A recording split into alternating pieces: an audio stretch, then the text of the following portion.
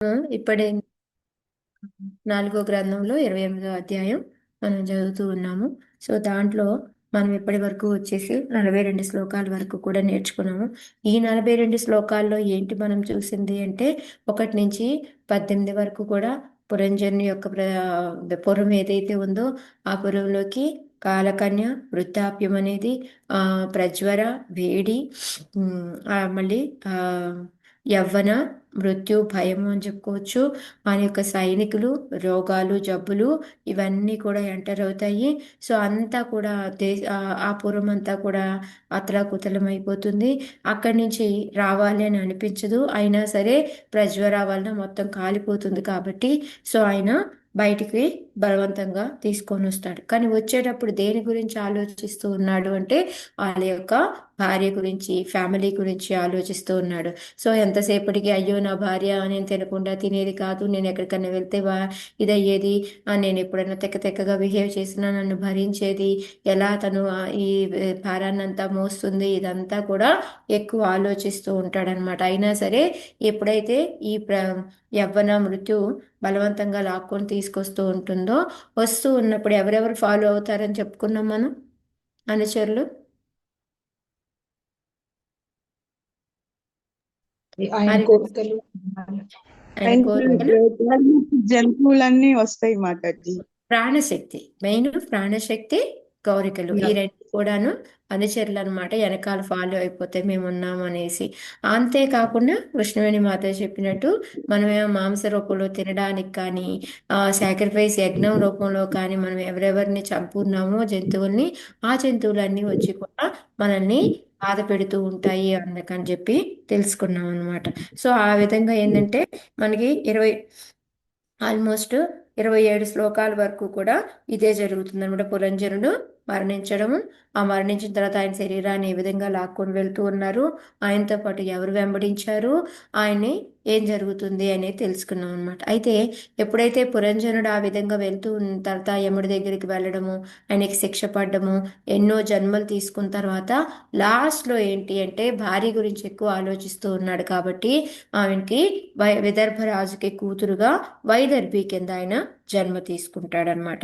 So ఎప్పుడైతే ఆయన వైదర్భి కింద పుట్టాడో, పుట్టిన తర్వాత వాళ్ళకి ఆయన అంటే వైదర్భిగా మనం ఒక మామూలుగా అనుకుంటే మనకి తర్వాత గురువు ఆశ్రయం అనేది తీసుకోవాలి అని, మన గురువుని ఎంచుకునే స్వతంత్రం మనకు ఉంది అని ఆమెకి స్వయంవరం పెట్టడం, ఆ స్వయంవరం ద్వారా మళ్ళీ మలయధ్వజాన్ని సెలెక్ట్ చేసుకోవడం, ఆ మలయధ్వజాన్ని పెళ్లి చేసుకోవడం, తర్వాత 7 పిల్లలు, ఒక కూతురు పుట్టడము, ఆమె అసితేక్షణ అనేసి, ఆమె అంటే రుచి అని, భక్తి మనకి వస్తుంది అని.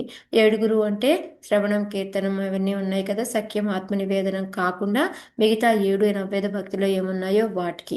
సో వాటి ద్వారా ఏమవుతుందంటే ఆ సంతతి అనేది అలాగా కోట్ల మంది ఏమంటారు మనవాళ్ళు వస్తారనమాట. అంటే ఏంటి అని అనుకున్నాము అంటే మనం ఈ శ్రవణం, కీర్తనం వీటన్నిటిలో కూడా మనం భగవంతుడి గురించి వినడం కానీ, లేకపోతే ఈ భాగవతం, రామాయణం ఇలాగా, లేకపోతే భగవంతుడిని అర్చించడంలో అనేక రకాలు, ఈ విధంగా అది రకరకాలుగా ఇంకా ఆ భక్తి అనేది అనేక భావాలుగా అది మారుతూ ఉంటుంది అని, అనేక రసాల్లో మనం ఒక్కొక్క దాంట్లో భగవంతుని పూజిస్తూ ఉంటాము, ఒక్కొక్క దేవుని పూజిస్తూ ఉంటాము. సో ఈ విధంగా ఇవన్నీ కూడా మనకి కోట్లాది మంది అని. కానీ వాళ్ళంతా కూడాను మన్వంతరం అంతానే కాకుండా ఇంకా కూడా పాలిస్తూ ఉన్నారు అని చెప్పారు. సో దానికి ఏం చెప్పుకున్నాం మనం, ఏంటది మీనింగ్? బ్రహ్మ 1 సంవత్సరం కాలం అదే అని కదా. మాతాజీ, అది టైం అడగట్లేదు. దానికి మనకి అల్గారిథంగా మనకి ఏం వర్తిస్తుంది అది? ప్రచారం పరంపరగా పరంపరంగా ఈ 4 ఎవరైతే మనకి మతాలు ఉన్నాయో, మనకి 4 సాంప్రదాయాలు ఉన్నాయో, ఈ 4 సాంప్రదాయాల్లో గురువులు ఏంటంటే అది ప్రచారం చేస్తూ ఉంటారు. ఆ ప్రచారం అనేది ఆగిపోతుందా? గురువు పోయినందువలన అది ఆగుతుందా? ఆగట్లేదు. అది అలాగా నిరంతరం కొనసాగుతూనే ఉంటుంది. అందుకని ఇప్పటికి కూడా పరిపాలిస్తూ ఉన్నారు అని చెప్పేసి చెప్పారనమాట. ఆ తర్వాత కూతురుది ఏమైంది? కూతురుకి ఎవరిని పెళ్లి చేసుకుంది? మలయధ్వజ. ఆ కాదు కాదు కాదు వైదర్భి కదా మలయధ్వజం చేసుకుంది. అగస్త్య మునినా? అగస్త్య ముని. అగస్త్య. అగస్త్య ముని. అగస్త్యముని అంటే ఎవరు? కంట్రోల్డ్ మనసు. ఇంద్రియాలకి మాస్టర్.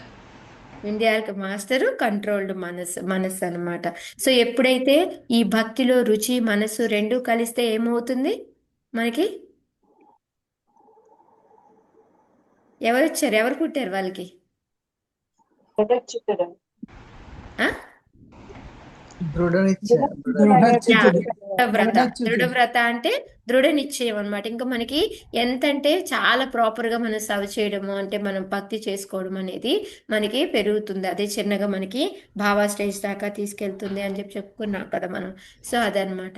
ఆ తర్వాత ఆయనకి దృఢవ్రత నుంచి మళ్ళీ ఇదవ్రజ అనుకుంటారనమాట.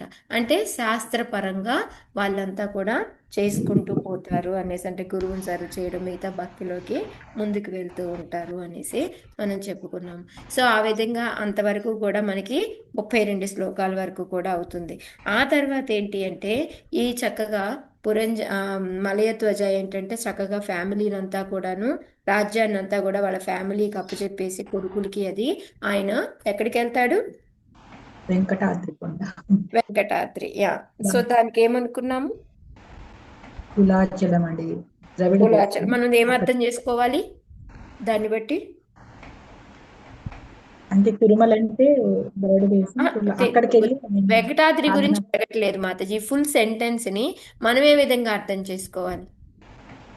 ఆయన వాళ్ళ కొడుకులకు అప్పచెప్పేసి ఆయన భక్తిలో ముందుకు వెళ్ళడానికి నిర్జన భాజన కోసం అనేసి ఆయన వెంకటాద్రి దానికి వెళ్ళారు. అంటే వాళ్ళకి రెడీ చేసి వాళ్ళని ఒక యోగ్యులుగా తయారు చేసి వాళ్ళకి రాజ్యాన్ని ఇచ్చేసి వెళ్ళిపోవచ్చు. ధ్వజ గురువు అనుకుంటున్నాం. అంటే గురువు ఏం చేయాలి? గురువు డ్యూటీ ఏంటి? భక్తుల్ని ఉపదేశం చేస్తాడు. వానప్రస్థానికి వెళ్ళినప్పుడు శిష్యులు కూడా వెళ్ళి ఆయన సేవ చేస్తారు.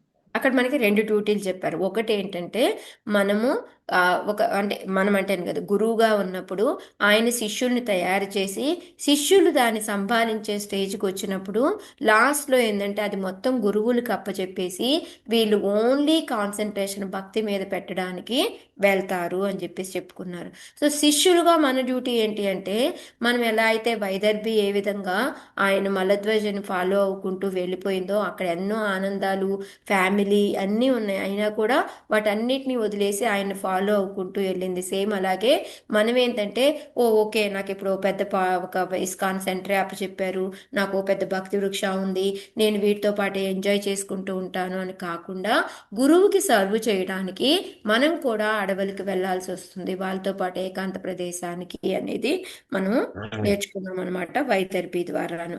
సో ఈ విధంగా ఏంటంటే మలయధ్వజ ఏ విధంగా అక్కడ ఉన్న నదుల్లో స్నానం చేయడము, అది ఒక వండిన ఫుడ్ కాకుండా ఓన్లీ కందమూలాలు ఇవన్నీ కూడా తినుకుంటూ ఆయన ఎంతో థిన్నుగా అయిపోయాడు అని చెప్పేసి చెప్పుకున్నాము. ఆ తర్వాత ఆయన మైండ్ అంతా కూడా ఫిక్స్డ్గా పెట్టుకొని భగవంతుడి మీద. సో అలా ఉండడం మూలంగా ఆయనకి ఏ లక్షణం వచ్చింది? ఏ లక్షణం వచ్చింది మనకి? అదంతా కంపల్సరీ రావాలి అని చెప్పుకుంటాం మనం. మాత్రా స్పర్శాస్తు శ్లోక చర్చించుకున్నాం, మాంస విభజారైనా చర్చించుకున్నాం. ద్వంద్వ భావాలు తగ్గిపోయి. ఎస్ మాతాజీ, ఎగ్జాక్ట్లీ శైలజ, థ్యాంక్ యూ మాతాజీ. అయితే ద్వంద్వాల నుంచి బయటపడాలి. సో ఈయన ఆ విధంగా జయాపజయాలు, శీతోష్ణాలు కానీ అన్నిటి నుంచి కూడా ఆయన బయటపడ్డాడు అని చెప్పేసి చెప్పారనమాట. అంతేకాకుండా ఆయనలో చివరికి ప్రేమ అవన్నీ కూడా అయిపోయి భగవంతుడి యొక్క దర్శనం కూడా అయిపోయింది.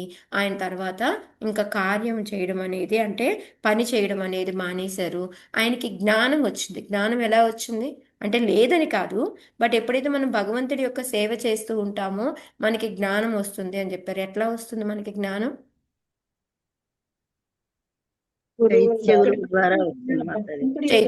భగవంతుడే స్వయంగా ఇచ్చాడు. భగవంతుడే స్వయంగా ఇస్తాడు. సేమ్ మనకి 10.10 తేషాం సతతయుక్తానాం భజతాం ప్రీతిపూర్వకం. ఎప్పుడైతే మనకి అవసరము అనుకుంటే భగవంతుడే డైరెక్ట్గా వచ్చి మనకి చైత్య గురువు రూపంలో మనకి కావాల్సి, అందుకే మనకు ఒక్కోసారి 6th సెన్స్ చెప్తుంది అంటే భగవంతుడే మనకి పరమాత్మ రూపంలో మనకి నాలెడ్జ్ని ఇస్తూ ఉంటాడు. సో ఆ విధంగా ఆయనకి దేహం మళ్ళీ పరమాత్మ ఆత్మకి డిఫరెన్స్ ఏంటో తెలుసుకున్నాడు. పరమాత్మ ఎప్పుడు సాక్షిభూతంగా పక్కనే ఉంటుంది అని తెలుసుకున్నాడు. ఇంకా నేను ఒకటి, పరమాత్మ ఒకటి, వేరువేరుగా ఏమీ లేదు, నాకంటూ ఒక కార్యం అంటూ ఏమీ లేదు అనేసి, భగవంతుడి కార్యమే నా కార్యము అనేసి ఆయన భగవంతుడి యొక్క దర్శనం అయిన తర్వాత లైఫ్ని వదిలేశాడు అనమాట, శరీరాన్ని వదిలేశారు. సో నిన్నటి వరకు మనము అంతవరకు చూసుకున్నాము. సో ఇవాళ 43 నుంచి 50 శ్లోకాల వరకు కూడా యాక్చువల్గా ఇక్కడ నారదుల వారు శిష్యుల యొక్క డ్యూటీ ఏంటి అనేది చెప్తున్నారనమాట. మనం శిష్యులుగా ఉంటే మనం ఏం చేయాలి, ఇప్పుడు గురువులతో వెళ్తాము, వాళ్ళకి సేవ చేస్తాము, మనం ఎలా ఉండాలి వాళ్ళతోటి అనేది మనకి ఇప్పుడు నేర్పుతున్నారు. 43 నుంచి 50 శ్లోకాల వరకు కూడా ఈ 7 శ్లోకాలు మనకి మనం వర్తించవలసింది, మన ఇన్స్ట్రక్షన్స్, ఒక శిష్యుడికి ఎటువంటి సూచనలు ఇవ్వాలి అనేది ఈ వైదర్భి ద్వారా మనకి నారదుల వారు చెప్పబోతున్నారు అనమాట. సో ఇది కొంచెం ఇంపార్టెంట్ అంటే మనకు తెలిసిన పాయింట్సే, కానీ మనకి ఏంటంటే ఇప్పుడు నారదుల వారి ద్వారా వింటాం అన్నమాట. పతిం పరమ ధర్మజ్ఞం వైదర్భీమలయధ్వజం ప్రేమ్నా పర్యచరిద్ధిత్వా భోగాన్ సాపతి దేవత. చదవండి పతిం పరమధర్మజ్ఞం వైదర్భీమలయధ్వజం ప్రేమ్నా పర్యచరత్తిత్వా భోగాన్ సాపతి దేవత. విదర్భ రాజపుత్రిక తన పతిదేవుడే సర్వస్వముని భావించారు. సమస్త ఇంద్రియ భోగం త్యజించి ఆమె పూర్ణ వైరాగ్యంతో శ్రేష్ఠుడకు తన భర్త యొక్క నియమములను అనుసరించచ్చు అతని సేవలో నియుక్తురాలయ్యను. Hari thank you. సో ఇంకేంటి, ఆమె ఎప్పుడైతే మనం గురువు గారిని ఫాలో అవుతూ ఆయనకి సేవ చేయడానికి వచ్చామో ఇంకా మనకి సర్వస్వం గురువే అనమాట. అంటే మనం ఎలా పూజ చేసుకుంటాం, మనం భగవంతుడిలాగే అనమాట గురువుని కూడా. సో ఇక్కడ పతివ్రత అయిన భార్య కూడా ఎలా ఉంటుంది, భర్తే సర్వస్వం అనుకొని ఆమె చేస్తుంది. సో అక్కడ తన ఇంద్రియ భోగము, తనకేమన్నా కావాలా ఇలాంటి ఏమీ లేదనమాట. తన ఇంద్రియాల గురించి ఆలోచించడమే మానేసిందను.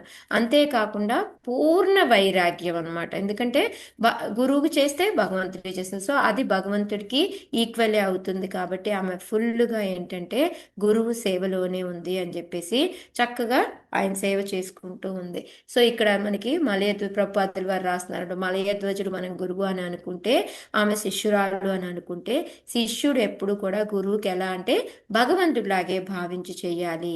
కానీ మనం అనుకుంటాం, అలాంటి గురువు అనుకుంటాడా నేను భగవంతుడిని అని? లేదు మాతాజీ, ఆయన ప్రభుపాదుల వారు ఎప్పుడు ఏం చెప్తారు, ఎవరైనా వచ్చి నువ్వు భగవంతుడివి దేవుడివి అంటే సర్వెంట్ yes. ఆయన ఎప్పుడు సర్వెంట్ అనే చెప్తాడు. కాకపోతే మనం మాత్రం ఆయన్ని భగవంతుడిలాగే కొలవాలి. అదే మనకి సాక్షాధరిత్వేన సమస్త శాస్త్రాన్ని మనం భగవంతుడిలాగే ఆయన కొలుస్తాము అని మనకి మార్నింగ్ టైంలో మన గురువాష్టకం ఉంటుంది కదా, దాంట్లో కూడా మనం పాడుకుంటాం అనమాట.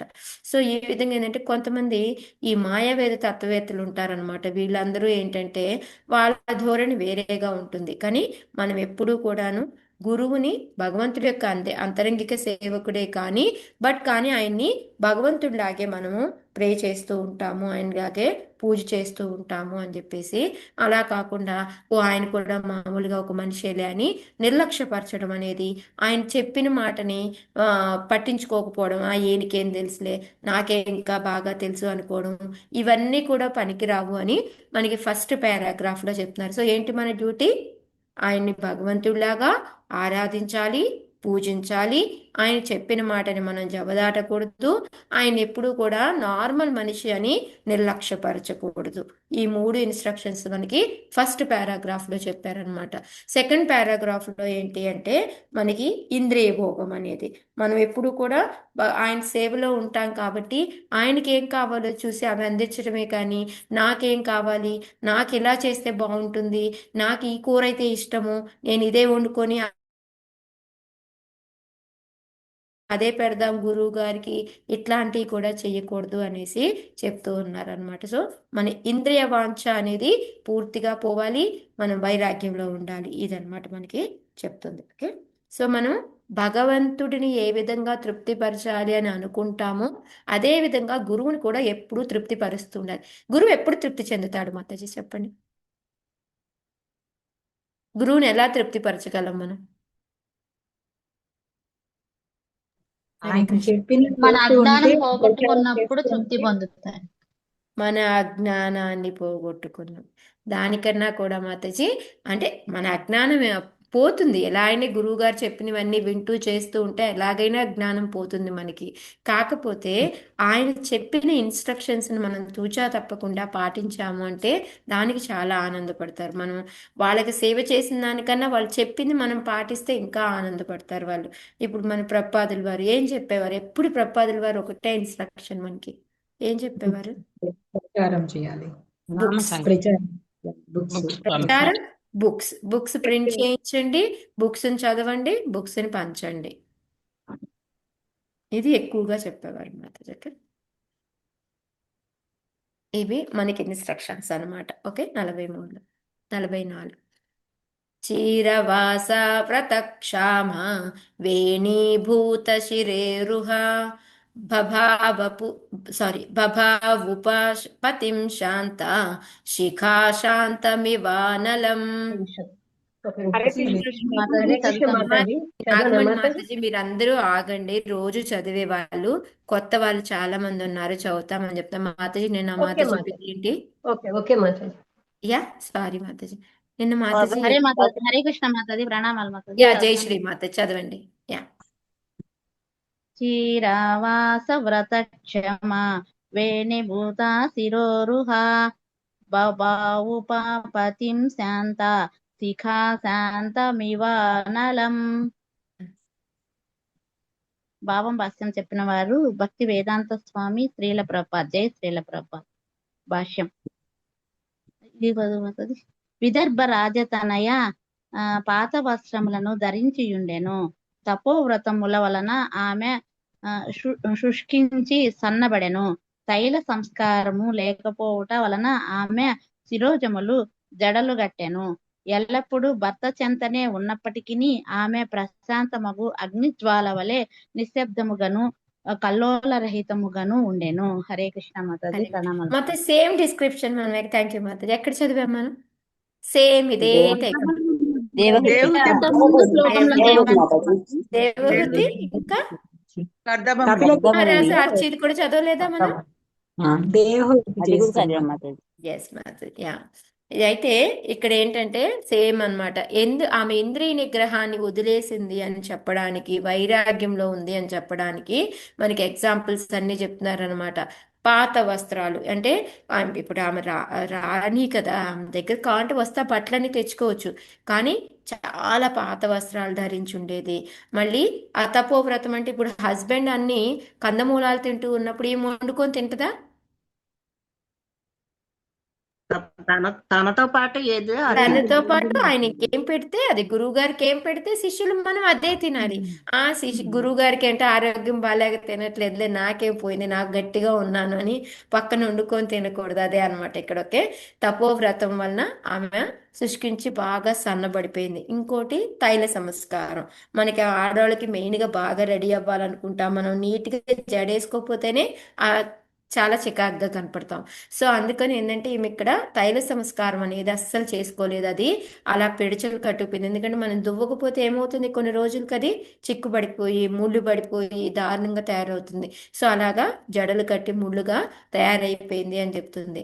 సో ఎప్పుడు భర్త పక్కనే ఉంటే మనకి మామూలుగా చెప్పే ఇన్స్ట్రక్షన్ ఏంటి మాతాజీ? భర్త పక్కన ఉంటే మనం ఎలా ఉండాలి? అలంకారంతో ఉండాలి. అలంకారంతో ఉండాలి. మరి ఇక్కడ అంతా ఉల్టా చెప్తున్నారు, ఏం చేద్దాం? గురువు కదా మాతాజీ, గురువు స్థానంలోని శిష్యులు అలాగే ఉంటారు. గురువు భర్త అని కాదు మాతాజీ, అది ఇది టైము, ఏ టైంలో ఉండాలి అనేది. ఇప్పుడు ఈయన తపస్సులో ఉన్నారు. తపస్సులో ఉన్నప్పుడు మంచిగా తయారైపోయి వెళ్ళి ఎలా అయితే కపిల భగవాన్ కదా, కశ్యపే కదా, యా, వాళ్ళ నాన్న పేరు. యా, ఎవరు వెళ్ళి అలా కూర్చొని నాకు కాదు పిల్లలు కావాలి అని గొడవ చేసింది? హిరణ్యకశిపుని భార్య. దేవహూతి దేవహూతి ఏ దేవహూతి కాదుమా. దేవహూతి కాదు మన దితి అండి దితి. దితిను దితి కశ్యప్ హిరణ్యకశిపుని కశ్యప్ భార్య. ఎస్ అది మాతాజీ. కశ్యపుడు కాదు కశ్యప్ మాతాజీ, కశ్యపుడు అది దితిను కశ్యపుడు కాదు. అదే కదా, నేను కశ్యపే కదా చెప్పాను, ఇందా కాదన్నారు కదా. నాకు కొంచెం మళ్ళీ డౌట్ వచ్చింది, నా మీద నాకే కాన్ఫిడెన్స్ తగ్గింది. ఈ అది కర్దముని కాదు, భార్య అందరు గురించి కలిసి చెప్పేటప్పుడు కూడా కన్ఫ్యూజన్ వస్తున్నది. ఒకళ్ళ తర్వాత ఒకళ్ళు చెప్తే పెట్టారు, అన్ని కలిసి ఏ పేరు ఏమిటో తెలియట్లేదు, కిచిడి అయిపోయింది. ఎస్ హరే కృష్ణ. సో దితి. కర్దముని భార్య కూడా దేవహూతి ఫస్ట్ ఇట్లాగే సేవ చేస్తుంది కదా మాతాజీ. అవును మాతాజీ, అది ఆయన కరెక్ట్. అది ఇందాక ఇప్పుడు ఇలా ఇది వచ్చినప్పుడు నేను చెప్తున్నాను అనమాట. సో అలాగే ఏంటంటే మనం వాళ్ళ సారీ తల్లి, ఒక్క నిమిషం. ఆ, మీరు చెప్పండి. ఎట్లయితే శ్లోకం చదవాలంటే హ్యాండ్ రేజ్ చేస్తారో, జవాబు కూడా హ్యాండ్ రేజ్ చేయండి. మాతాజీ ఒక్కొక్కళ్ళని అడుగుతుంది, అన్ని కలిపితే పెద్ద కన్ఫ్యూజన్ అది. అగో పాపం ఆకుల కృష్ణవేణి మాతాజీ చెయ్యి లేపే ఉంది. ఓకే. సో మనం ఏంటి అంటే వాళ్ళు తపోవ్రతంలో ఉన్నప్పుడు కావాలని మంచిగా తయారవడము ఇలాంటివన్నీ కూడా చెయ్యకూడదు అనేసి మనకి ఆ కింద ప్రపాదుల వారు కూడా చెప్తూ ఉన్నారనమాట. ఎందుకంటే ఈ వానప్రస్థ టైంలో ఉన్నప్పుడు వాళ్ళకి ఆ మైథున భోగం అనే దాన్ని రానివ్వకూడదు. సో అలా ఏంటంటే మనం ఇంకొంచెం టెంప్టింగ్గా తయారవడము ఇట్లాంటివన్నీ కూడా చేయకూడదు అని చెప్పి చెప్తున్నారు. అంతేకాదు రేవతి గోపి మాతాజీ ఇంతకుముందు మేము ఎప్పుడు చర్చించుకుంటూ ఉండేవాళ్ళం. ఇప్పుడు మనము వెళ్తాము, మనం క్లాసులకు వెళ్తాము. మనం వెళ్ళినప్పుడు మనం ఎలా ఉండాలి? ఊరికే మాతాజీ మాతాజీ అన్నారు, మనల్ని బాగానే ఉంటుంది, మదర్ లాగా చూస్తారు. బట్ మన వేషధారణ కూడా అదే విధంగా ఉండాలి. అంతేకాని అన్నీ కనిపించేలాగా అట్లా వేసుకొని వెళ్ళి వాళ్ళని టెంప్ట్ అవ్వకుండా ఎందుకంటే వచ్చే వాళ్ళంతా ప్రోగ్రామ్స్కి బ్యాచులర్స్ వస్తారు, ఫ్యామిలీ వాళ్ళు వస్తారు. సో మనం ఏంటంటే మనం ఏ విధంగా తయారై వెళ్ళాలి అనేది కూడా మనం చూసుకోవాలి. ఎలా పడితే అలా పిచ్చిగా ఉండడం, ఎట్లా పడితే ఉండకుండా. ఒక మాతాజీ ఉండేది మాకు, ఎప్పుడు అంత చున్నీ కూడా వేసుకోకుండా ఇలా వచ్చేస్తూ ఉండేది. ఎన్నిసార్లు చెప్పేవారో మాతాజీ, రేవతి గోపి మాతాజీ కొంచెం చున్నీ వేసుకోమ్మ నీట్గా అలాగా అనేసి. సో కొంతమంది ఏంటి అది పట్టించుకోరు, అది ఏముంది అన్నట్టు ఉంటుంది. బట్ ఏంటంటే మనం ఎదుటి వాళ్ళకి దాన్ని వలన ఏమంటారు కంట్రోల్ తప్పే ఇది తీసుకురాకూడదు. ఇప్పుడు ఆడపిల్లలకి ఎందుకు మనం మంచి బట్టలు వేసుకోండి, నీట్గా ఉండండి ఎందుకు మనం చెప్తున్నాం? ఇప్పుడు నిజంగానే వెళ్తా ఉంటే బయటకు వెళ్తే చూస్తూ ఉంటే ఎట్లా ఉంటున్నారు బట్టలు వేసుకొని. ఇప్పుడు తప్పు ఓన్లీ మగపిల్లలది అంటారా? ఆడపిల్లలదే మాతాజీ. ఇద్దరిది ఉంది, హాఫ్ నేను డ్రెస్ కాదనట్లేదు. బట్ హాఫ్ డ్రెస్ కానీ వేసుకుంటారు. హాఫ్ డ్రెస్ మీరు ఆడపిల్లలకు కూడా కాదు, మన ఇంట్లో ఉన్న మన పేరెంట్స్ ఇది ఉంటుంది మెయిన్. ఎట్లా వాళ్ళని అంటే ఇప్పుడు ఉన్న దానికి వినట్లేదు అనుకోండి, అది వేరే విషయం. పేరెంట్స్ అంటారు అది మాతాజీ వింటలేదు. అవును. సో ఎనీహో మాతాజీ, సో ఇక్కడ మనకి మెయిన్గా ఏంటంటే ఆమె తయారవడు. ఎందుకంటే ఆయన తపోలో ఉన్నాడు కాబట్టి, తపస్సులో ఉన్నాడు కాబట్టి. ఆయన ఇంకోటి ఏంటి అంటే భర్త పక్కనే ఉన్నప్పటికీ కూడా ఆమె చాలా నిశ్శబ్దంగా, అంటే తన సేవ ఏంటో తను చెయ్యడము అంతే, కానీ గలగల మాట్లాడడం కానీ అట్లాంటివి కూడా లేదు. కల్లోల రహితంగా ఉంది అని అంటే ఎప్పుడైతే మనము గురువుకి సేవ చేస్తామో మనలో ఉన్న ఆలోచనలు ఇవన్నీ కూడా పోతాయి. మనం కూడా చాలా ప్రశాంతంగా ఉంటాము. ఇంతకుముందు ఈ ప్రశాంతత ఉండేది కాదు, కానీ ఎప్పుడైతే మనం గురువుకి సేవ చేస్తామో మనలో ఈ ప్రశాంతత వస్తుంది. అంటే ఇప్పుడు మంచి బట్టలు వేసుకోకపోయినా, మనం నీట్గా లేకపోయినా, నీరసంగా ఉన్నా, బట్ ఏంటంటే ఆ కంట్రోల్డ్నెస్ అనేది ఉంటుంది కదా, అది కంపల్సరీ వస్తుంది అని చెప్పేసి చెప్తూ ఉన్నారనమాట ప్రభుపాదుల వారు. సో ఎలాగా అంటే ఎగ్జాంపుల్ చెప్తున్నారు ప్రభుపాదుల వారు. మనం కట్టెని మనము ఫస్ట్ కాల్చామనుకోండి, ఫస్ట్ మనకి ఏమవుతుంది? పొగొస్తుంది, చాలా ఒక మంట సరిగ్గా రాదు, విపరీతంగా. ఆ తర్వాత ఎప్పుడైతే అంటుకోవటం మొదలుపెట్టిందో ఆ తర్వాత ఏమవుతుంది? ఎప్పుడైతే సైలెంట్ గా కాలిపోతుంది మాతాజీ. చాలా హ్యాపీగా ఉంటుంది, అసలు ఏమీ అనిపించదు మనకి. అక్కడ వంట దగ్గర ఇబ్బంది పడుతున్నట్టు, లేకపోతే ఇంతకు ముందు కళ్ళు మండడం, ఉఫ్ ఉఫ్ అని ఊదడము ఇదంతా ఉండేది. కానీ ఎప్పుడైతే ఒక్కసారి రాచుకొని మంట రావడం మొదలు పెడుతుందో అప్పుడు హ్యాపీగా నిశ్శబ్దంగా దాని మంట మండుకుంటూ వెళ్ళిపోతుందంట. సేమ్ అదే విధంగా భార్యాభర్తలు ఇద్దరు కూడా స్టార్టింగ్లో కొంచెం ఉడుదుడుకులు అనేది ఉండొచ్చు, కానీ ఎప్పుడైతే అలాగా ఒకరికొకరు హెల్ప్ చేసుకుంటూ వాళ్ళు ముందుకు వెళ్ళిపోతూ ఉంటారో అప్పుడు వాళ్ళ జీవితం చాలా బాగుంటుంది అని చెప్పేసి మనకి ప్రభుపాదుల వారు చెప్తూ ఉన్నారంట. ఈ చీరవాస ఇవన్నీ కూడా ఏంటంటే బట్టలు ఇవన్నీ ఎక్కువగా తయారవడము ఇవన్నీ కూడా మనం చెయ్యకూడదు అని. ఇంకోటి ఏంటంటే మెయిన్గా మనం ఎప్పుడూ కూడా కొంచెం తక్కువగా ఉండాలి. ఒక గురువు కానీ భర్త కానీ ఉన్నప్పుడు వాళ్ళ దగ్గరలో ఉన్నప్పుడు అంటే మనం కొంచెం కొంచెం తక్కువ, ఈక్వల్ అని మాత్రం ఎప్పుడూ అనుకోకూడదు. మన గురువుతో భర్తతో సమానము అని ఇప్పుడు అంటే అందరూ ఆడమగ సమానం అంటున్నారు, కానీ ఇక్కడ మనకి ప్రభుపాదుల వారు అదే చెప్తున్నారు అనమాట. కొంచెం అనమాట, ఎంతో కాదు, కొంచెం మనము ఎప్పుడూ కూడా తగ్గే ఉండాలి అని చెప్పేసి చెప్తూ ఉన్నారనమాట. సో ఈ విధంగా మనము గురువు సేవలో కూడా ఉంటే మనము కల్లోలం లేకుండా ప్రశాంతంగా మనము భయపడాల్సిన పని లేదు దేనికి కూడా. ఎందుకు అంటే ఈ మాయలో చిక్కుకుంటాము అని మనం భయపడాల్సిన పని లేదు, మనం ఈ గురువు యొక్క సేవలో ఉంటే అని చెప్తూ ఉన్నారనమాట. అజానతి ప్రియతమం యదోపరతమంగన సుస్థిరాసనమాసాద్య యథా పూర్వముపాచరత్. కృష్ణుని మాత చదవండి. మాతాజీ ప్రణామాలు మాతాజీ. కృష్ణ మాతాజీ ప్రణామాలు మాతాజీ. హరే కృష్ణ. కృష్ణుని మాత చదివారు కదా? నేను చదవలేదు మాతాజీ, చదవలే. చదువు. హరే కృష్ణ మాతాజీ. అజానతి ప్రియతమం ఇక్కడ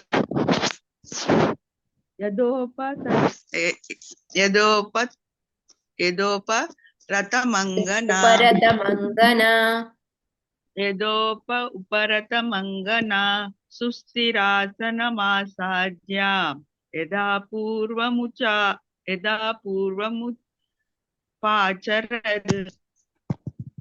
హరే కృష్ణ.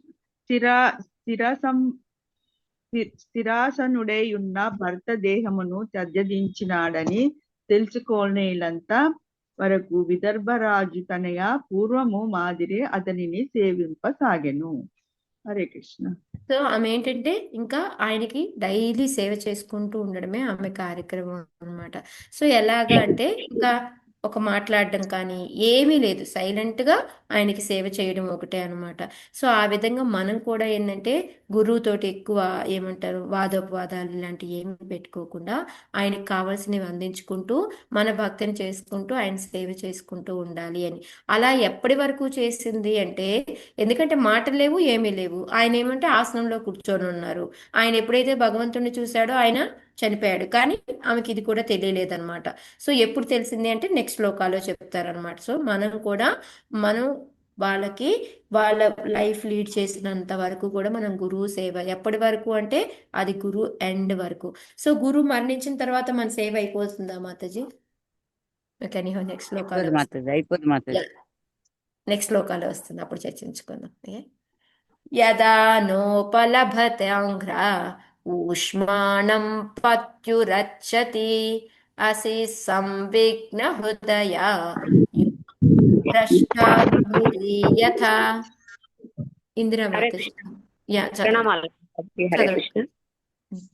యదా నోపలభేతాంగ్ర యూష్మాణం పత్యురచ్చతి ఆసీత్ సంవిఘ్న హృదయ యోధ భ్రష్టా మృగే యథా. భాష్యం. జై శ్రీ ప్రభుపాద. భర్తకు పాద సంవాహనము చేయునప్పుడు ఆ పాదములు వేడిగా నుండకపోవుటను గమనించి అతడు మరణించినాడని తెలుసుకొనెను. తాను ఒంటరిదైనందులకు ఆమె ఉద్విగ్న మనస్కురాలయ్యను. భర్తను కోల్పోయిన ఆమె జంట నుండి వేరైన హరిణము వలె తప్పింపసాగెను. హరే కృష్ణ మాతాజీ, హరే ప్రణామాలు. Krishna. Thank you Mataji. So ఎప్పుడైతే ఆయనకి పాదాలు కడుగుతూ ఉందో, ఆయనకి పాదాలకి కడగడం కానీ దండం పెట్టుకోవడం కానీ ఏదైనా ఉండొచ్చు. సో అప్పుడు చేస్తూ ఉన్నప్పుడు ఆయనకి ఆ పాదాలు వేడిగా లేవన్నమాట. అప్పుడు గమనించింది, అయ్యో నా భర్త చనిపోయాడు, నాకు తెలియలేదే అనేసి ఆమె ఇంకా బాధపడడం మొదలెట్టింది అనమాట. తాను ఒంటరి అయింది అనేసి చాలా బాధపడుతుంది. ఇప్పుడు గురువు గారు చనిపోతే మనం ఎలా బాధపడాలా? బాధపడాలి మాతాజీ. బాధపడాలి మాతాజీ. అతని తాలూకా ప్రభుపాదులు అతను చెప్తున్నారు చెప్పిన మాతాజీ. పనులన్నీ ఎందుకు మనం బాధపడాలి? ప్రభుపాదులు వారు మంచి చెప్తారు మాతాజీ, ఆ, బాధపడాలి శిష్యులు అని చెప్పేసి. అవునా? అదే ఎందుకు మాతాజీ వాళ్ళకి వాళ్ళ చెప్పారు. మంచి దుఃఖం విషయం. వాళ్ళని వాళ్ళ మాతాజీ అసోసియేషన్ పోయినందుకు మాతాజీ. ఎస్ మాతాజీ. అది విరహ అన్నమాట. మనకి సాంకేతిక దూరం. ఆటోమేటిక్ ఏంటంటే ఆ గురు విరహ అనేది వస్తూ ఉంటుంది. దానికోసం అనేసి మనం అదే కాకుండా ఇంకా మనకి చాలా ప్రపాదులు వారు ఇందులో చెప్తారనమాట. ఈ శ్లోక నెక్స్ట్ శ్లోకాలో చెప్తారనమాట. మనకి ఎప్పుడైతే మనకి ఆ నెక్స్ట్ శ్లోకాలో ఉన్నప్పుడు నేను చెప్తానులే మాతాజీ ఎందుకు అనేది. సో ఆమె ఏంటంటే ఒక్కతే అయిపోయింది అనేసి అప్పటి వరకు చక్కగా ఆయనకి సేవ చేసుకుంటూ, ఎలా అయితే జంట జింకలు ఉంటే దాంట్లో ఒకటి కనుక వెళ్ళిపోతే ఇంకోటి ఎలా బాధపడుతూ ఉంటుందో అంత ఇదిగా ఈమె బాధపడుతూ ఉంది. సో గురువు అయినా సరే గురువు విరహం వలన మనం బాధపడతాం. అంటే మొత్తం బాధపడుతూ కూర్చుంటామా అని కాదు, తెలిసిన వెంటనే బాధ అనేది మనకి ఉంటుందన్నమాట. అది గురువు అనే కాదు, ఎవరైనా సరే తెలిసిన వెంటనే మనం ఒక రకంగా బాధపడడం అనేది జరుగుతుందా లేదా? అది ఎవరైనా అదే. జరుగుతుంది మాతాజీ, ఎవరైనా జరుగుతుంది బాధపడతాం మాతాజీ. అది నేను ఎప్పుడు తెలిసినంత వరకు. ఎవరి లెక్చర్లో విన్నాను నాకు గుర్తులేదు, కానీ నేను ఎప్పుడు చెప్తూ ఉంటాను. ఇప్పుడు ఒక భార్యాభర్త ఉన్నారనుకో, భార్యకి వాళ్ళ ఎవరో రిలేటివ్స్ చనిపోయారు, తండ్రే చనిపోయారు అనుకోండి, చాలా ఇదిగా ఉంటే భర్త వెళ్ళి దేహినోస్మిన్ యథా దేహే కౌమారం యవ్వనం అని చెప్తా ఉంటే శ్లోకాస్ ఏమవుతుంది? అప్పుడు ఆవిడ లాగి పెట్టి కొడుతుంది, నాకు తెలియదా ఇది అనేసి. ఎందుకంటే ఆ బాధ అనేది కొంచెం సేపు ఉంటుంది. ఆ కొంచెం సేపు బాధపడిన తర్వాత మనం నాలెడ్జ్ అనేది ఇవ్వాలి. కానీ మనం నాకే గనక జ్ఞానం తెలుసు, దీనికి ఏడ్చేది ఎందుకు, అది ఇది అని చెప్పకూడదు అనమాట. సో అదే విధంగా ఇక్కడ కూడా ఏంటంటే ఆమె వెంటనే తెలిసిన వెంటనే చాలా బాధతోటి ఏడుస్తూ ఉంది. అయ్యో ఇంకా నన్ను ఎవరు చూస్తారు, ఇప్పుడు దాకా ఏంటంటే ఒక భర్త ఉన్నాడు అనే ఒక ధైర్యం ఉంటుంది కదా, అదంతా కూడా లేదు. సో ఇక్కడ ఓన్లీ ప్రపాదుల వారు ఏంటంటే మనకి ఎప్పుడైతే మన ఆత్మ అనేది మనలోంచి వెళ్ళిపోతుందో అప్పుడు ఏంటంటే అవయవాలన్నీ పనిచేయవు కాబట్టి, రక్త ప్రసరణ ఏమీ ఉండవు కాబట్టి మన బాడీ అంతా చల్లగా అయిపోతుంది అని చెప్పేసి చెప్తూ ఉన్నారనమాట. దాన్ని బట్టే వాళ్ళు టెస్ట్ చేసి చెప్తారు, హార్ట్ బీట్ అవన్నీ చెక్ చేసి ఇంకా మనం చనిపోయామని డిక్లేర్ చేస్తారనమాట. ఆత్మానం శోచతి దీనం అబంధుం విక్లవాశ్రుభిః స్తనావాసిచ్య విపినే సుస్వరం ప్రరురోదస. మాతాజీ కృష్ణ చదువుతాను. అయ్యా మాత హరే కృష్ణ యాక్చువల్లీ ఇందాక మిమ్మల్ని పిలిచింది, ఆ మాతాజీ వచ్చారు. యా అవును మాతాజీ, అందుకే పోటీ ఎందుకులేని ఆగిపోయాను. హరే అవును. కృష్ణ. ఆత్మానం శోచతి దీనం అబంధుం విక్లవాశ్రుభిః స్తనావాసిత్య విపినే సుస్వరం ప్రరురోదస. భర్తను కోల్పోయిన ఆమె ఇప్పుడు అడవిలో ఒంటరిదైనందున స్తనములు తడుచున్నట్టుగా కన్నీరు గార్చుచు బిగ్గరగా రోదింపసాగింది. థ్యాంక్ యూ మాతాజీ. హరే కృష్ణ. సో ఇక్కడ ఏం చేస్తుంది ఇంకా ఆమె పెద్దగా ఏడవడం మొదలు పెట్టింది అనమాట. ఎంతలా ఏడుస్తుంది అంటే ఆ స్తనాలు మొత్తం బాడీ అంతా కూడా తడిచిపోతుంది అనమాట, ఆ ఏడుపుతోటి ఆ కన్నీళ్లతోటి. సో ఆ విధంగా ఇక్కడ ఎందుకు అంటే ఆమె చక్కగా మనం ఏంటంటే ఒక గురువు అనుకుంటే గురువుకి శిష్యురాలుగా ఉన్నప్పుడు ఏంటంటే మనం కూడా సేమ్ ఇదే విధంగా రోధిస్తాము. ఎందుకు అంటే మనల్ని ఎవరు కాపాడతారు? ఇప్పటి వరకు ఏంటి, ఇప్పుడు మనకు ఒక సంరక్షణ, నన్ను ఎవరు ఏమీ చేయలేరు, నా గురువు ఉన్నారు, ఎటు మాయలో పడను, నేను గురువు సేవ చేసుకుంటూ గురువు నన్ను చూసుకుంటూ ఉంటారు అనేసి. సో ఎప్పుడైతే సడన్ గా గురువు వెళ్ళిపోతారో నన్ను చూసుకునే వాళ్ళు ఎవరున్నారు ఇంకా అనేసి ఆ బాధ ఎక్కువ వస్తుందన్నమాట. అదే ఇక్కడ మనకి ప్రపాదులు వారు చెప్తున్నారు. ఎందుకంటే యాక్చువల్గా గురువు శిష్యులు విడిపోవడం అనేది జరగదు. మామూలుగా అయితే నిజంగా జరుగుతుందా? గురు శిష్యులు విడిపోవడం అనేది జరగదు ఎలా మాతాజీ. కోమల్? ఎలాగా అంటే వాళ్ళు ఉన్నంతసేపు శారీరకంగా సేవిస్తాము, లేనప్పుడు వాళ్ళు చెప్పిన మాటల వాళ్ళ ప్రకారం సేవిస్తాం. ఇన్స్ట్రక్షన్స్, వాళ్ళ సందేశాలు ఏవైతే మనకి ఇచ్చున్నారో, ఇప్పుడు ప్రపాదుల వారు మనతో సాంగత్యం ఉంది అని ఎలా చెప్పగలుగుతాం మనం? బుక్స్ ప్రచారం ఆయన చేయడం అందరికీ పుస్తకాలు ఆయన పుస్తకాలు అంటే ప్రతి పుస్తకానికి ఏదో ఒక సూచన ఇచ్చారు, ఇలా చేయండి అలా చేయండి అని. సో దాన్ని వాణి అన్నమాట. వపు సేవ, వాణి సేవ అని చెప్తాం అనమాట. అందుకని మనము గురువుల్ని, కాకపోతే ఏంటంటే శారీరకంగా వాళ్ళని చూడడము, వాళ్ళకి సేవ చేయడము అనేది మనకి వపు సేవ అనేది ఉండదు. కాబట్టి దానికోసం అనేసి మనకి బాధ అనేది వస్తుంది అని చెప్పేసి ఇక్కడ ప్రపాదుల వారు చెప్తూ ఉన్నారనమాట. ఓకే, సో మనము గురువు లేనప్పుడు గురువు ఏమైతే చెప్పున్నారో వాటిని తూచా తప్పకుండా మనం పాటిస్తే వాళ్ళని సేవ చేసినట్టు, వాళ్ళని తృప్తిపరిచినట్టే అని మనం గుర్తుపెట్టుకోవాలన్నమాట. అది మెయిన్ ఇన్స్ట్రక్షన్ మనకి. ఓకే, ఉత్తిష్టోత్తిష్ట రాజర్షే ఇమాముదధి మేఖలాం దస్యుభ్య క్షత్రబంధుభ్యో బిభ్యతిం పాతుమర్హసి.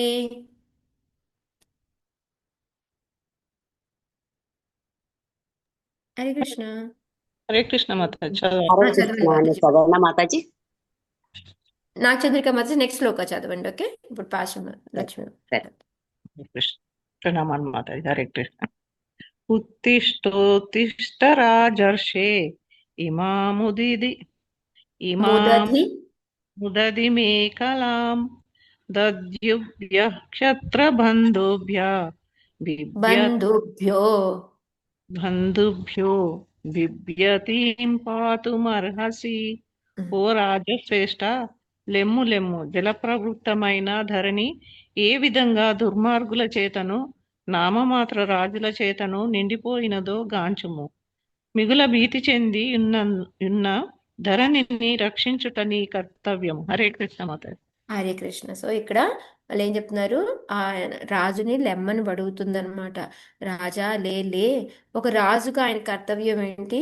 భూమిని దుర్మార్గుల నుంచి, ఈ నామాత్ర రాజులు ఉంటారు కదా, వాళ్ళందరి నుంచి కాపాడడం అనేది నీ కర్తవ్యము. సో ఇప్పుడు ఏంటంటే వాళ్ళంతా ఎక్కువైపోయారు, వాళ్ళ నుంచి ఈ ధరణిని కాపాడాల్సిన బాధ్యత నీదే అని. సో అంటే ఇక్కడ మనం ఒక శిష్యులుగా ఉంటే గురువు గురించి ఎలాగంటే, ఎందుకు గురువులకి ఏంటిది ఉండేది డ్యూటీ? గురువుల డ్యూటీ ఏంటి?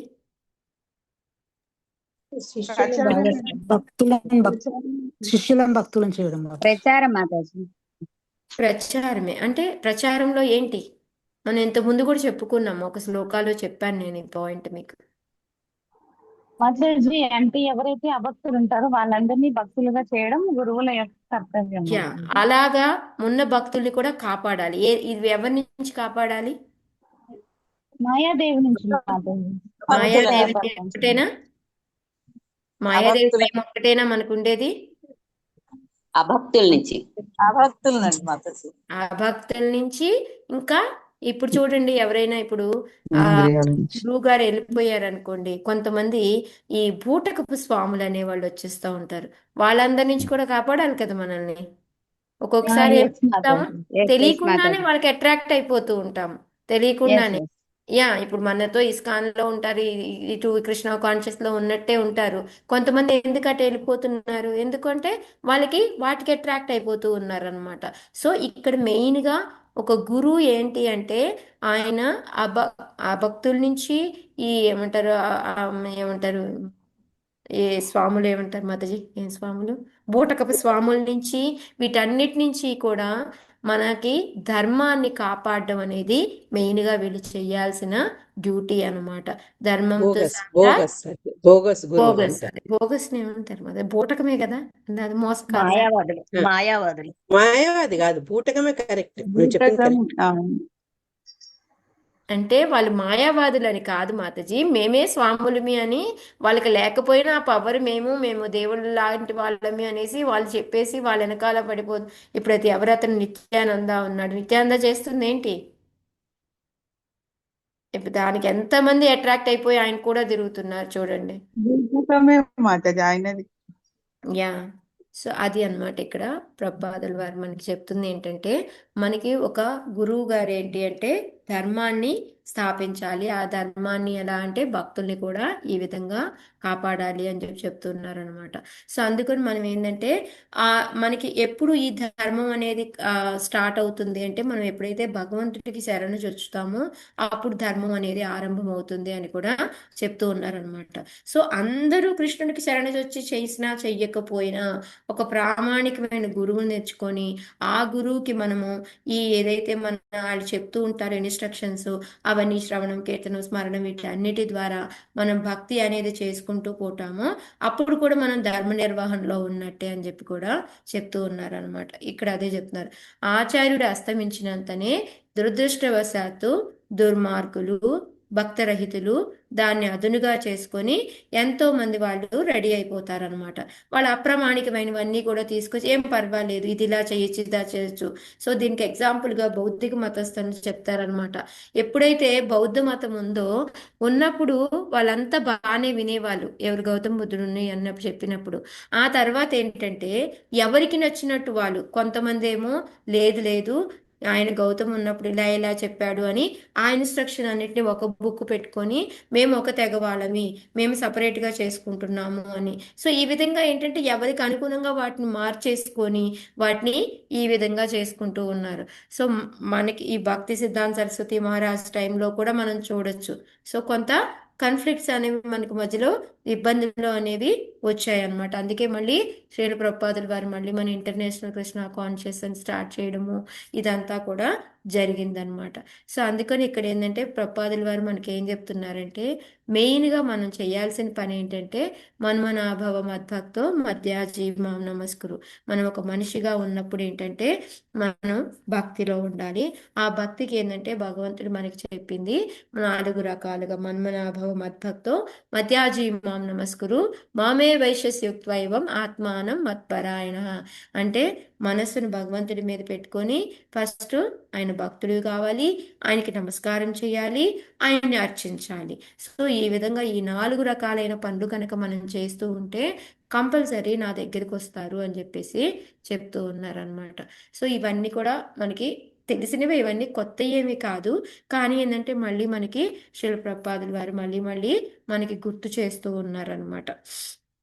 సో ఇది ఇది చెప్పి ఈ లాస్ట్లో ఏంటి అంటే మనము ఎప్పుడైతే ఒక ఆచార్యులు మనకి ఏదైతే మనకి వాళ్ళు అస్తమించిన వెంటనే అది అస్తవ్యస్తం అనేది అవ్వకూడదు అనమాట. దాన్ని మళ్ళీ మనము ఏదైతే మనకు అప్పచెప్పారో గురువు గారు ఆ విధంగా ఆయన చెప్పిన వాటిని మనం తూచా తప్పకుండా పాటించుకుంటూ దాన్ని అలాగే కంటిన్యూ చేయాలి అని చెప్పేసి చెప్తున్నారు. అలా అదే కృష్ణ చైతన్యం అనేది ఇక్కడ మనకి చేస్తుంది అని ప్రభుపాదుల వారు చెప్తూ, అలాంటిది అంటే మెయిన్ ఇక్కడ హింట్ ఏంటంటే ప్రభుపాదుల వారు చెప్తుంది మనకి మెయిన్గా మనము గురువు గారు వెళ్ళిన తర్వాత కూడా మనం శిష్యులు అందరినీ కలిసి కట్టుగా అందరినీ కూడా ఎవరిది వాళ్ళు నాది వేరు కాకుండా అందరం కలిసి కట్టుగా ఆయన యొక్క ఇన్స్ట్రక్షన్స్ని మనం ఫాలో అవుతూ ఆయన ఏదైతే స్థాపించి ఉన్నారో దాన్ని ముందుకు తీసుకెళ్ళాలి. దాన్ని మళ్ళీ డివైడ్ చేయడము, దాన్ని అంతరించేలాగా చెయ్యకూడదు అనేది మెయిన్ ఇన్స్ట్రక్షన్ అనమాట మనకి ఇందులో ప్రభుపాదులు వారు ఇస్తుంది. ఓకేనా మాతాజీ, ఇంకేమైనా యాడ్ చేస్తారా రేవతి గోపి మాతాజీ మీరు?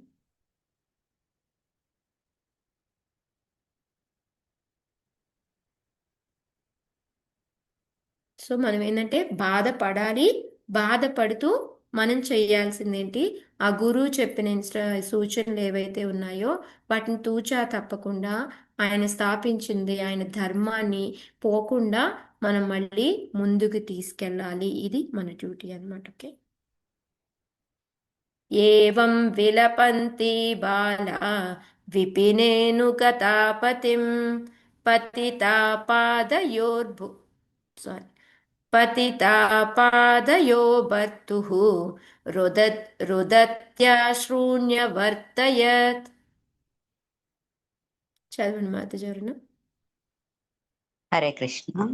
నాగచంద్రిక మాత చదవండి. ఏవం విలపంతి బాలా విపినేను గతాపతిం పతితా పాదయో భర్తూరుదత్య మాతాజీ శృణ్యవర్తయ భర్తుహు పెట్టుకోండి, రుదత్య అక్కడి నుంచి ఓకే. పతితా పాదయోః ఆదయో భర్తుహు భర్తుః ఉదత్య శృణ్యవర్తయత్. Yeah. హరే కృష్ణ. ఆ విధముగా ఆ సాధ్వి మరణించిన పతిపాదములపై పడి నిర్జన వనమున దీనముగా దుఃఖింపగా ఆమె కన్నుల నుండి ఏకధాటిగా అశ్రువులు కారినవి. సో హరే అవి Krishna. Hare Krishna. Thank you Mata. So ఈ విధంగా ఏంటంటే ఆ పతి కాళ్ళ మీద పడిపోయి ఆమె ఎంతో దీనంగా ఆమె ఏకధాటిగా ఏడుస్తూ రోధిస్తూ ఉంది. సేమ్ మనకి ఏంటంటే ముందే ఆల్రెడీ ప్రపదలో ఇన్స్ట్రక్షన్ ఇచ్చారు. అలా ఉన్నప్పుడు బాధపడడం అనేది గురువు విరహం ఉంటుంది కాబట్టి బాధపడాలి.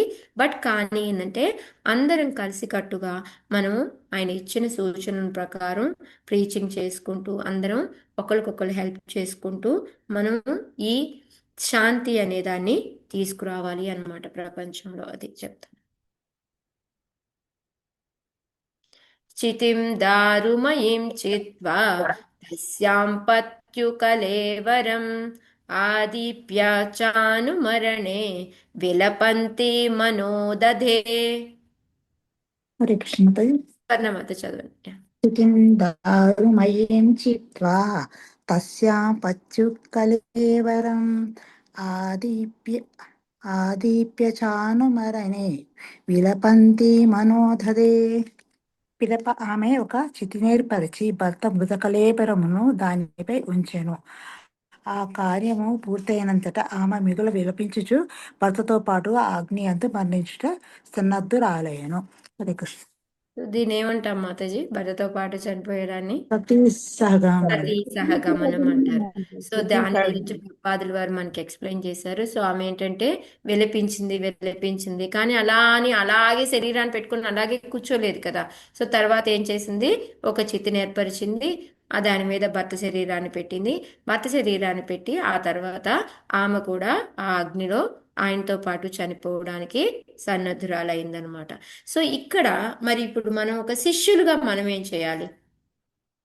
ఓకే, ఇప్పుడు భర్త కాబట్టి ఆ విధంగా చేసింది. మరి శిష్యులు కూడా అలాగే గురువుతో చనిపోవాలా? గురువు లేదు చెప్పిన మాతాజీ. వాళ్ళు పాటించాలి మాతాజీ. ఇన్స్ట్రక్షన్స్ అన్ని గురువు చెప్పినవి పాటించుతాం. ఎస్ ముందుకు తీసుకెళ్ళాలి. ఇక్కడ ఏంటంటే మనము ఎప్పుడైతే గురువు చెప్పినవి పాటించలేకుండా మనం వాటిని చెయ్యలేకపోతామో, ఆయన చెప్పిన ధర్మాన్ని మనం కాపాడలేకపోతామో, మనం ప్రీచింగ్ చేయలేకపోతున్నాము, ఇవన్నీ ఏంటంటే అప్పుడు మనము చనిపోయిన దాంతో సమానము అని ప్రపాదుల వారు రాస్తున్నారు అనమాట కింద మనకి. సో మనం ఎప్పుడైతే ఆయన ఇచ్చిన దాన్ని మనం యాజ్ ఇట్ ఈజ్ గా చెయ్యలేకపోతామో అప్పుడు మనం చనిపోయినట్టే సమానం. నేను నిజంగా వెళ్ళి మనం ఆ మంటల్లో దూకటం అదని కాదు. సో మనం ఏం చేయాలి?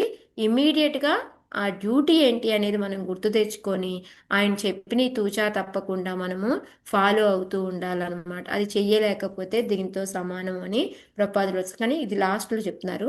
ఫస్ట్ పారాగ్రాఫ్లో ఏంటి అంటే మనకి వెనకటి రోజుల్లో ఈ సిస్టమ్ అనేది ఉండేది. కానీ ఎప్పుడైతే బ్రిటిష్ వాళ్ళు వచ్చారో వాళ్ళు వచ్చిన తర్వాత ఏంటంటే కొంతమంది చాలా ఇష్టంగా వెళ్ళేవాళ్ళు.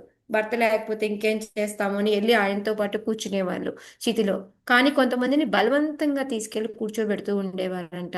సో అందుకోసం అనేసి బ్రిటిష్ వాళ్ళు ఏంటంటే ఈ పద్ధతి కరెక్ట్గా లేదు అనేసి దాన్ని తీసేయించారు. మనకు కూడా చెప్తారు ఎవరైనా ఎక్కువగా కష్టపడింది. మోహన్ ఎవరు మాత పేరు మర్చిపోయినా. సోషల్లో తెలుసు. వీరేశలింగం పంతులు వీరేశలింగం మాతాజీ. పంతులు వీరేశలింగం పంతులు గారు. వీరేశలింగం పంతులు కాకుండా ఇంకొకటి కూడా వస్తుంది మాతాజీ పేరు. మాతాజీ టంగుటూరి ప్రకాశ్ పంతులు ఆయనే. రామ్మోహన్ రాస్ అలా వస్తుంది. Okay, anyhow Mataji. సో ఇక్కడ ఏంటంటే ప్రపాదులు వారు మనకి ఎగ్జాంపుల్ పాండురాజు కూడా చెప్పారు. మాద్రి కుంతి ఉంటే ఇద్దరూ చనిపోవాలా లేకపోతే ఒకళ్ళేనా అని కొంచెం మంది డిస్కస్ అయిన తర్వాత మనందరికీ తెలుసు కుంతి పిల్లల్ని నువ్వు కాపాడు, నేను వెళ్తాను అనేసి ఆ విధంగా సహగమనానికి మాదిరి వెళ్తుంది. మనము మాదిరి ఇది చూసామన్నమాట. సో ఇదే మనకి ప్రపాదులు వారు చెప్తూ, ఇంకా బ్రిటిష్ వాళ్ళు వచ్చిన తర్వాత కూడా ఇంకా కొన్ని రోజులు ఇది జరిగింది. 1936లో నా ముందే ఒక భర్త చనిపోతే భార్య వెళ్ళి కూర్చొని సహగమనం అనేది నేను నా కళ్ళారా కూడా చూశాను అని చెప్పేసి చెప్తున్నా. అది ఇష్టంగా వెళ్తే ఓకే, కానీ కష్టంగా బలవంతంగా తీసుకెళ్ళడం అనేది కరెక్ట్ కాదు అనేది ఇక్కడ మనకి చెప్తూ ఉన్నారనమాట. సో ఆ తర్వాత బ్రిటిష్ వాళ్ళు రావడం ఇదంతా పోయింది. అసలు ఇప్పుడు అసలు అది లేనే లేదనుకోండి, మన అందరికీ తెలుసు. సో ఇప్పుడు మరి మన శిష్యులు గురువుది చూసుకుంటే అది ఏంటి అంటే ఇందాక నేను చెప్పిందే అనమాట. ఎప్పుడైతే అకుంఠితమైన భక్తి కలిగిన శిష్యుడు ఆయన కార్యంను సిద్ధింపజేయుటలో విఫలత్వము చెందుటకు బదులు ఆయనతో పాటు మరణించుట ఉత్తమోత్తమము. సో దీన్ని బట్టి మన అండర్లైన్ ఏంటి, మనం స్ట్రాంగ్ పాయింట్ ఏంటి మనకి ఏం చెప్పుకోవాలి? గురువు గారు చెప్పినవి చేయకపోతే మరణించినట్లేను. మరణించిన ఒకవేళ సో దాన్ని ఉంటే మెయిన్ గా మనం దాని మీదే కాన్సన్ట్రేషన్ చేయాలి. ఆయన ఏం చెప్పున్నారు దాన్ని విఫలం అవ్వకుండా మనము దాన్ని కాపాడుకుంటూ చేయాలి. అదే మెయిన్ ధర్మ సంస్థాపన అని కూడా మనకి చెప్తూ ఉన్నారు అనమాట. సో ఇక్కడ అందుకని కృష్ణుడు ఏంటంటే మనకి పరిత్రాణాయ సాధున వినాశాయ దుష్కృతం ధర్మ సంస్థాపనార్థాయ భగవంతుడు దరిద్రికి వచ్చాడనమాట.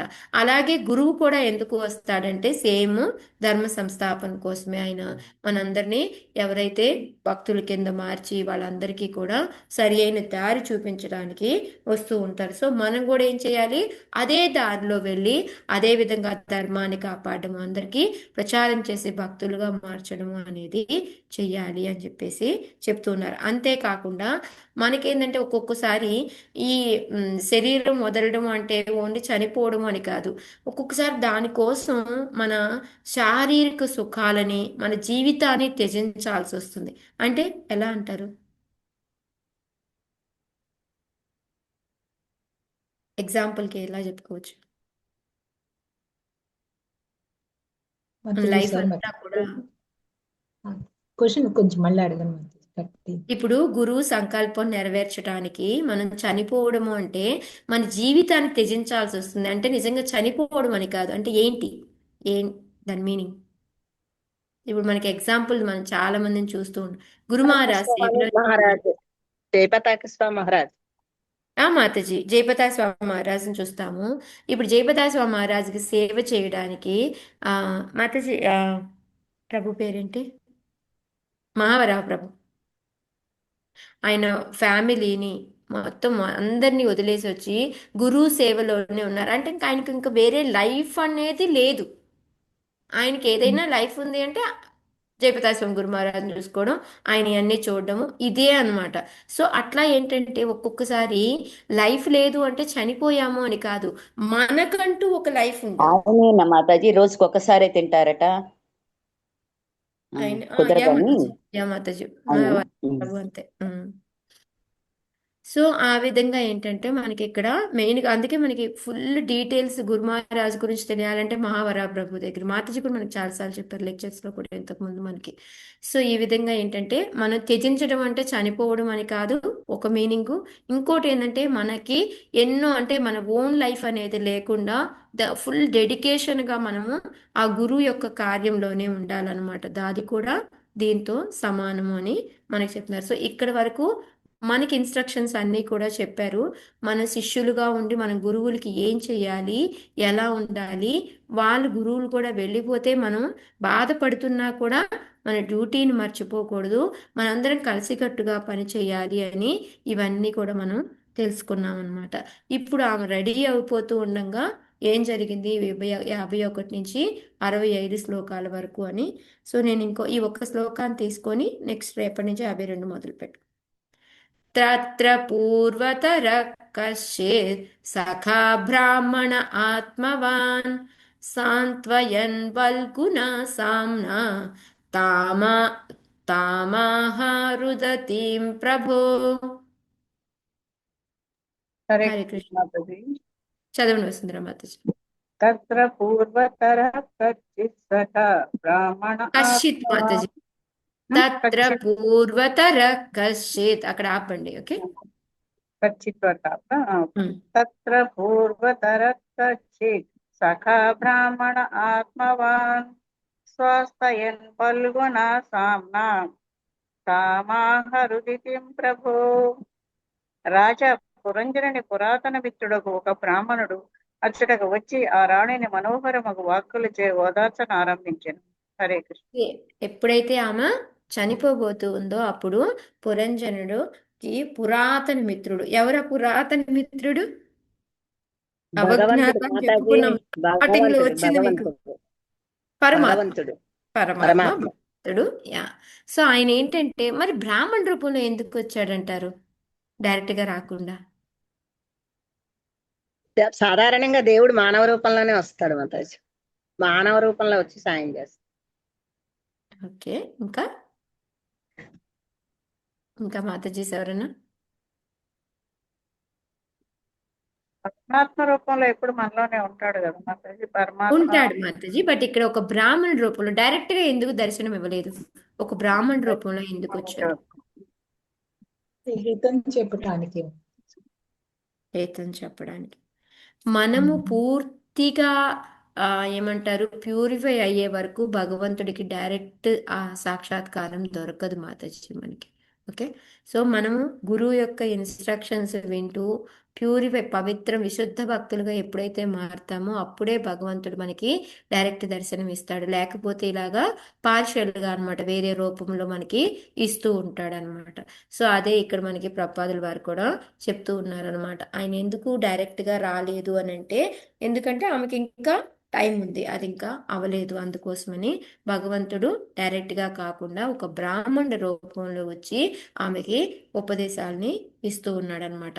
అంటే ఎప్పుడైతే మనము గురువు సేవలో ఉంటామో, గురువు వెళ్ళిన వెంటనే ఆ బాధ్యతని ఎవరు తీసుకుంటారు అంటే భగవంతుడే తీసుకుంటాడు అనేది కూడా మెయిన్ మనకి ఇక్కడ చెప్తున్నారు. మనం అనుకుంటాం గురువు లేకపోతే మన పరిస్థితి ఏంటి అంటే, ఆ గురువు లేకపోయినా గురువు బాధ్యతని మళ్ళీ భగవంతుడే తీసుకొని ఆయన చేస్తాడనమాట. అందుకని ఇక్కడ చెప్తూ ఉన్నారు చూడండి, గురూపదేశం అనుసరించవలనని శిష్యుడు స్థిర నిశ్చయమైనప్పుడు అతని సంకల్పము భగవద్ దర్శనంతో సమానమైనట్టుది. గతమును వివరించినట్లుగా గురుదేవుని ఆదేశ పాలనలో భగవంతుని కలుసుకొనుట అని దీని భావము. సో మనకి భగవంతుడు ఏదో ఒక రూపంలో వచ్చి మనకి సాయం చేస్తాడనమాట. మన గురువు సేవ చేసుకుంటే చాలు, ఆటోమేటిక్గా మనకి ఇవన్నీ కూడా జరుగుతాయి అని చెప్పేసి చెప్తున్నారు. సో విశ్వనాథ చక్రవర్తి ఠాగూర్లు కూడా మనకి వ్యవసాయాత్మిక బుద్ధి ఏకేహ గురునందన అని, మనం గురువు అనే దానికి ఎప్పుడు కూడా మనం ఆయనకి మనసు అన్నీ కూడా అర్పించి మనం సేవ చేయాలి అని చెప్పేదాన్ని చెప్తున్నారు. సో ఇక్కడ మొత్తం కూడా పర్టికులర్గా మనకి ఫస్ట్ 2 పారాగ్రాఫ్లో ఏంటి అంటే, మనం గురువు ద్వారానే మనం భగవంతుడి యొక్క దర్శనం పొందొచ్చు అనేదాన్ని క్లియర్గా చెప్పారనమాట. లాస్ట్ పారాగ్రాఫ్లో ఏంటి అంటే, మనకి ప్రత్యక్షంగా కాకుండా మనకి పరోక్షంగా వేరే రూపంలో వచ్చి యథారూపంగా కాకుండా దర్శనం ఇస్తారు. ఎందుకంటే మనం ఇంకా అంత పూర్తిగా మనము విశుద్ధ భక్తిలోకి రాలేదు కాబట్టి, అందుకొని ఈ విధంగా వచ్చి మనకి నాలెడ్జ్ని ఇస్తాడు. తేషాం సతతయుక్తాం అని ఉంది కదా, సో ఆ విధంగా ఆయన నాలెడ్జ్ ఇస్తాడు. సో మనం చేయాల్సిన పని ఏంటి, మనం గురువు చెప్పిన ఇన్స్ట్రక్షన్స్ని వాణి వపు ద్వారా మనం చేసుకుంటూ వెళ్ళడమే. దాని ద్వారానే మనకి భగవద్ దర్శనం అనేది వస్తుంది. ఇది మెయిన్ సీక్రెట్ విషయము అని చెప్పి ప్రపాదులు వారు మనకి చెప్తూ ఉన్నారనమాట. ఓకే కృష్ణ, ఎక్కడితో నేను స్టాప్ చేస్తాను. రేవతి గోపి మాతాజీ కంటిన్యూ చేస్తారు. హరే కృష్ణ. రేవతి గోపి మాతాజీ కంటే ఈరోజు నాకు చాలా మీతో చెప్పే ఉన్నాయి కానీ, పొద్దున నువ్వు వచ్చావా రసమాలయంకి? లేదు మాతాజీ, రాలేదు. ఈరోజు టెంపుల్కి వెళ్ళాను మాతాజీ. కమలముఖి వాళ్ళు చక్కగా అంతా కలిసి ఒక నరసింహ చతుర్థి సందర్భంగా డ్రామా వేశారు. అది చాలా బాగుంది. పాస్ట్ టైము నేను తనకు చెప్పమన్నా. అంతకంటే ముందు చిన్నది ఏంటంటే,